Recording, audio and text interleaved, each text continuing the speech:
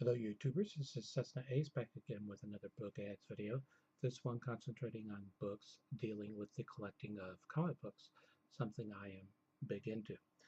Now, something that I touched on several months ago, and in fact showed, was this book, British Comics, A Cultural History, which is excellent by the way. I showed this book at the time because I was getting into collecting British comics. Well, I've added two more books to my collection. This is another excellent book called Comics, A Global History, 1968 to the Present. And I'm going to go more into detail with it in a few minutes. But first I want to touch on a few things in the current Overstreet comic book price guide, which I also just recently picked up. Now, there are a number of things in here that I found of interest. The first has to do with a long-running series that Archie published back in the 60s and 70s called Life with Archie. I'm sure comic book collectors out there already know where I'm going. They have recently started publishing a horror title entitled Afterlife with Archie, and it has been very successful. There you see the cover of number one, actually one of the covers, because the first printing had 4 alternate covers, and the first printing sold out so fast that they put it into a second printing, which had a 5th cover. Now, there are people out there asking hundreds of dollars for the first printing of issue 1. However, if you don't want to pay hundreds of dollars and you don't already own it, there are other ways to get it. One way is that the Escape from Riverdale story arc, they've started reprinting those in graphic novel format. And then there's this. This is magazine format. This is number 1, Afterlife with Archie, and it reprints issues 1 and 2 of the ongoing monthly series. Yes, in this series, Jughead is a zombie, and behind him you see Betty, and coming out of the grave, Veronica. Oh no. Back in the early 70s, Archie published another horror title. I believe it was under their Red Circle imprint. But in any event, it was entitled Chilling Adventures in Sorcery as Told by Sabrina the Teenage Witch. Well, in here they preview their newest ongoing monthly horror title, Chilling Adventures of Sabrina. Not reprints of the older series, but new stories. Also, they dig, as they say, deeply into the Archie vaults and published in here 2 stories from deep within the Archie vaults. Totally unaltered, they say. I don't know if they've ever been published because, unlike the other stories in this magazine, which are in color, these 2 are not. So they might not have made it to the coloring stage back in the day. But they are definitely not your typical Archie stuff. In fact, on the back of this it says rated teen plus, violence and mature content on it, and on the interior it says definitely not for readers of all ages. You can go to one of the color pages because only those 2 stories are in black and white. The Sabrina story and the zombie story that begins here are in color.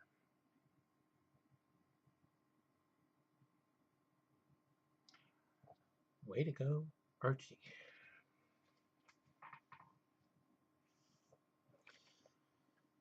Now, something else I wanted to touch on.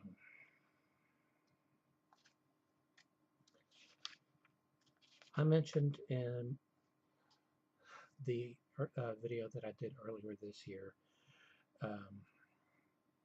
comic ads #1, grab bags. I mentioned that Western Publishing, which had 2 imprints, Gold Key and Whitman,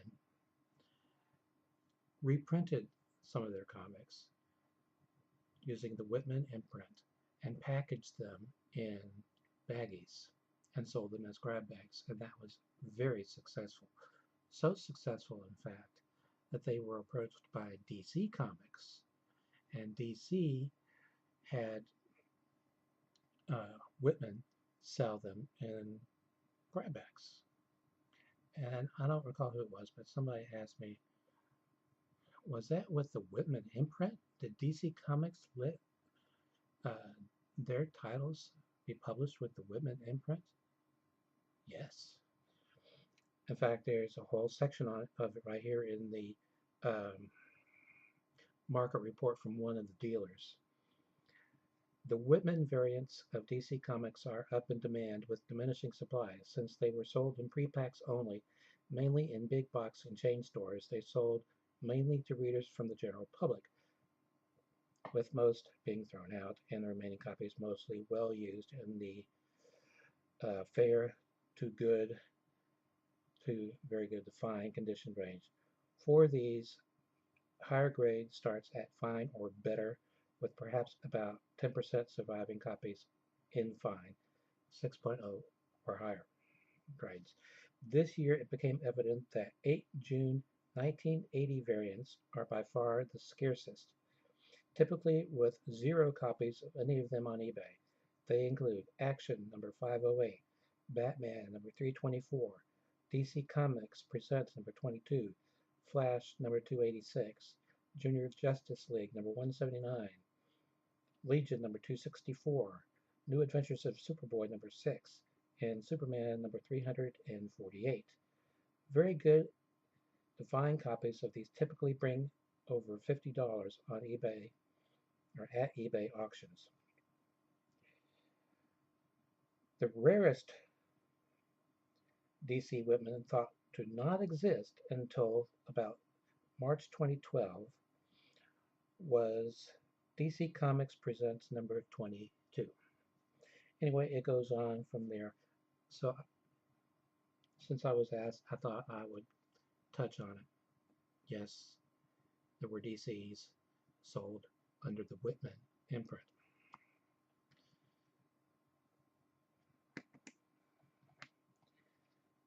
If I can find it real quickly.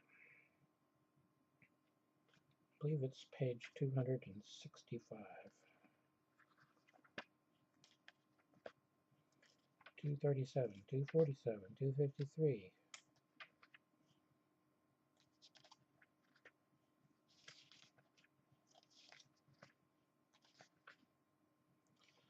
Something that I have gotten big into are underground comics and comics that are printed on demand.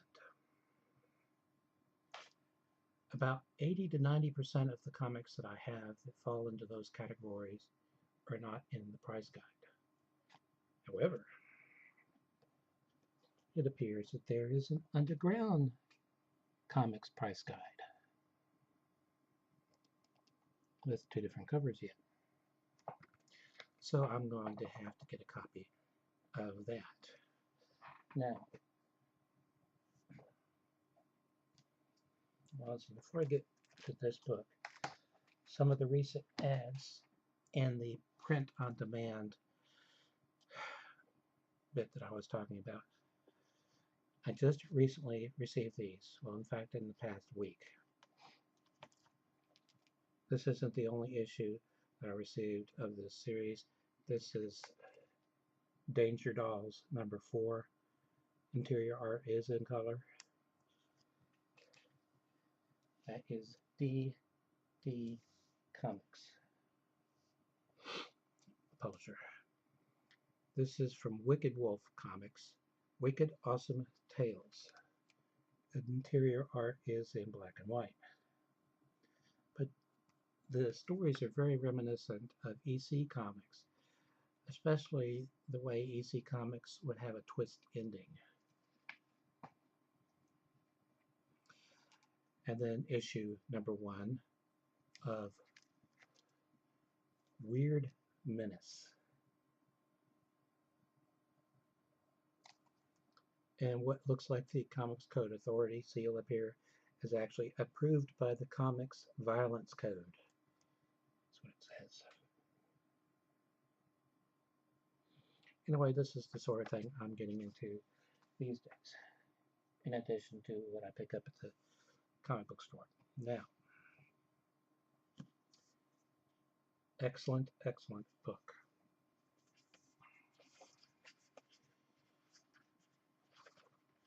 There's a preface which goes over the history of comics prior to 1968. As it states, it is a global history from 1968 to the present, but they do go over the years prior to that.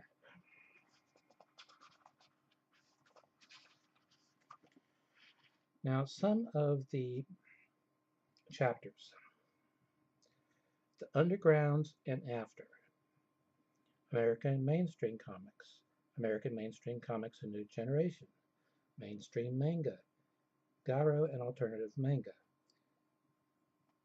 Tezuka, age adult in Vendée, I'm not going to try to read that, but it's French, and other European comics, if you're French, I'm sorry. The new European publishing, some more French. New trends in Italian and Spanish comics, mainstream rebels in the US and UK, the dawn of the graphic novel, the raw generation and punk comics, the growth of realism in manga, 1990 and onward, American mainstream comics in the 1990s, American alternative comics of the 1990s, European comics of the 1990s, the quest for respectable manga, respectable in quotes, comics in the 21st century, an international art form, new forms, new technologies, and new audiences. Those print-on-demand comics, by the way, are also all available as digital downloads for a lot less, but I prefer to have hard copies. What can I show you that I can print? I mean, that I could show. Some Jack Kirby from 2001, A Space Odyssey, number 6. It'll be from Marvel Comics.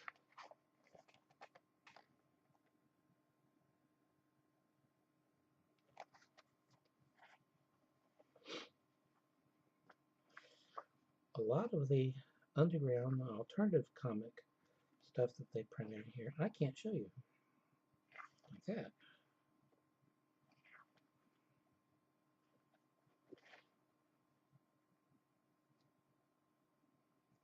Or that.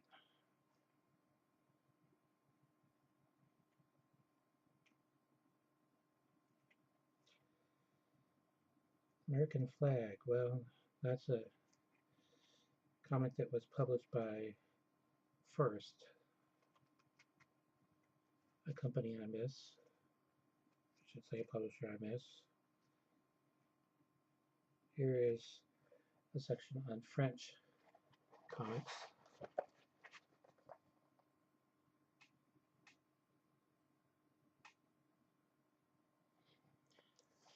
Now you might think, strange for you to collect comics in another language. Something that was mentioned in one of the market reports by one of the retailers is how hot comics are from America overseas. They're shipping them all over the place, not just English language speaking countries, but Italy and France and Germany and Argentina and all kinds of places.